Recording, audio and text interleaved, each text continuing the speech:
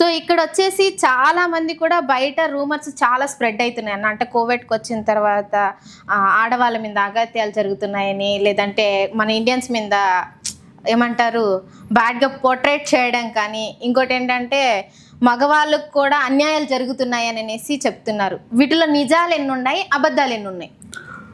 మనం చూసుకుంటే కనుక ఖచ్చితంగా వాస్తవంగా అయితే కొన్ని ఇబ్బందులు అయితే ఎదుర్కొంటున్నారు. కానీ ఆ ఎదుర్కోవడానికి కారణం ఏమంటే మనమే అనమాట. అది ఈవెన్ లేడీస్ కానివ్వండి, జెంట్స్ కానివ్వండి. ఎందుకంటే మనం ఇక్కడ జీవనోపాధి కోసం పొట్ట చేత పెట్టుకొని వచ్చినమాట. మనం ఇక్కడ వచ్చినప్పుడు ఒక వీసాకి ఒక స్పాన్సర్ తరపున చూస్తాం. మనం అక్కడే వర్క్ చేసుకుంటే కన్నా మనకి ఎటువంటి ఇబ్బంది ఉండదు. ఒకవేళ ఆ స్పాన్సర్ తరపున మనకి ఏమైనా ఇబ్బంది ఉన్నా కూడా మన ఎంబసీ ద్వారా అప్రోచ్ అయితే కన్నా మనకి హెల్ప్ అనేది ఖచ్చితంగా జరుగుతుంది. టైం పడుతుంది కానీ ఖచ్చితంగా హెల్ప్ అయితే జరుగుతుంది.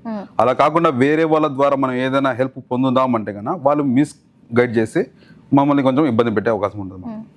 సో ఎంబీసీ గురించి తీసుకొచ్చారు కాబట్టి బయట ఎలా ఉందంటే టాకు, మన ఇండియన్ ఎంబీసీ అసలు పట్టించుకోవట్లేదు